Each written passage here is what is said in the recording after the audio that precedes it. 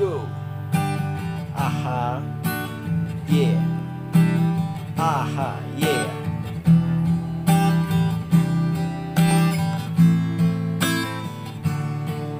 Sedikit cerita tentang dua manusia, selalu tak pernah sama meski selalu berdua. Terpaut dalam cinta, terlarut dalam rasa, namun saling terluka karena memang berbeda. Menepilah, gunakan pikiranmu, apa yang kau lakukan memang sangat terlalu. Rasakan, renungkan, samakan saluran demi sebuah aturan dalam menjalin hubungan.